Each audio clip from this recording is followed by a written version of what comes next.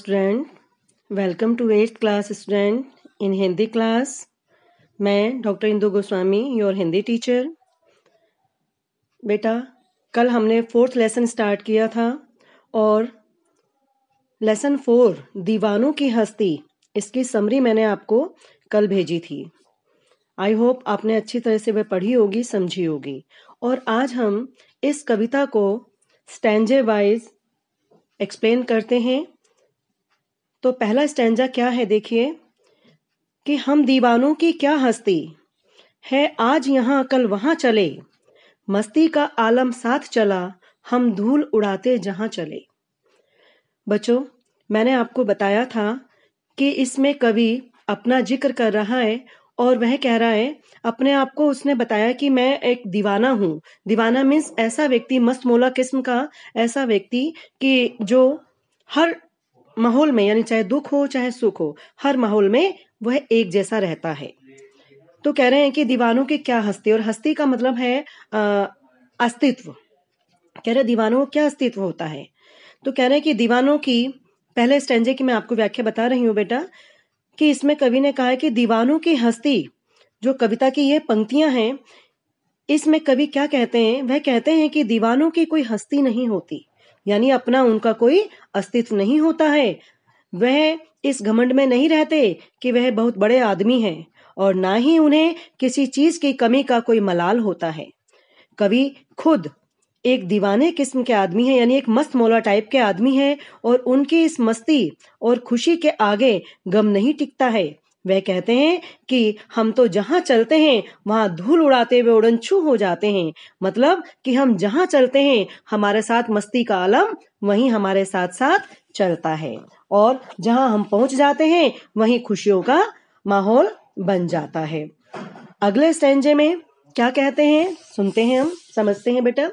अगले स्टैंजा में पढ़ रही हूं कि आए बनकर उल्लास अभी, आंसू बनकर बह चले अभी, सब कहते ही रह गए, अरे तुम कैसे आए कहां चले।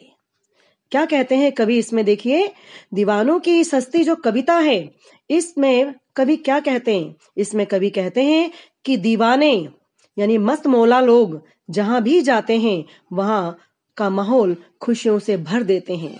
वहां का वातावरण जो है वो बड़ा ही खुशनुमा बना देते हैं। क्यों? क्योंकि वह खुद ही बड़े मस्त इंसान होते हैं, और फिर जब वह उस जगह से जाने लगते हैं तब वहां पर लोग जो हैं बहुत ही उदासीन हो जाते हैं, उदास हो जाते हैं, दुखी हो जाते हैं। लोगों को उनके जाने का पता तक नहीं चल पाता है। वह चाहते ही नहीं है कि वह वहां से चले जाएं। वो तो मन में अफसोस ही करते रह जाते हैं, और उन लोगों को पता ही नहीं चलता कि वह मस्ती फैलाने वाला इंसान, अर्थात वह मस्त मौला किस्म का जो कवि है, वह कब आया और कब चला गया। वह तो देखते ही रह जाते हैं। क्यों? क्योंकि बेटा खुशियों का समय जो है बहुत जल्दी बीत जाता है, दुख का समय बहुत धीरे धीरे चलता है, लेकिन खुशियों का समय जो है बहुत जल्दी बीत जाता है। इस प्रकार कवि कह रहे हैं, अपने बारे में बता रहे हैं कवि कि वह एक जगह टिक कर रहने का उनका स्वभाव नहीं था। उन्हें घूमना बहुत पसंद था, इसलिए वह अक्सर जगह जगह जाते रहते थे, और जहां जहां वह जाते थे वहां वहां का माहौल वह खुशनुमा बनाते चले जाते थे, यानी खुशियां बिखेरते जाते थे वहां पर। अगला स्टैंजा देखते हैं। किस और चले यह मत पूछो, चलना है बस इसलिए चले, जग से उसका कुछ लिए चले, जग को अपना कुछ दिए चले। देखिए इन पंक्तियों में क्या कहते हैं कवि, देखते हैं हम लोग।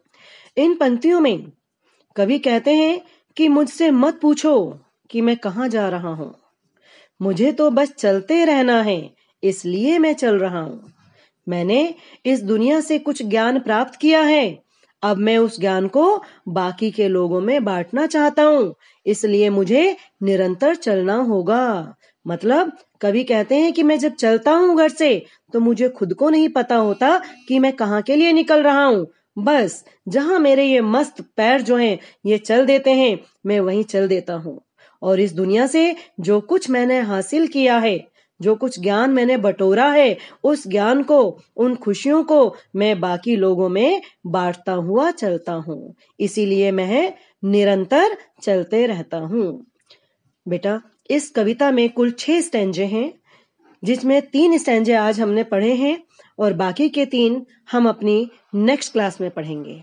आपको तीनों स्टैंजे जो हैं ये अच्छी तरह से पढ़ने हैं और समझने हैं, ठीक है? और इनमें से यदि आपको कोई वर्ड नहीं समझ आ रहा है तो उनको अंडरलाइन करके अपने बुक में ढूंढने का प्रयास करें। और इस चैनल पे विजिट करते रहिए, ज्यादा से ज्यादा इस चैनल को सब्सक्राइब करिए और बाकी के 3 स्टैंजे हम अपनी अगली कक्षा में पढ़ेंगे। धन्यवाद।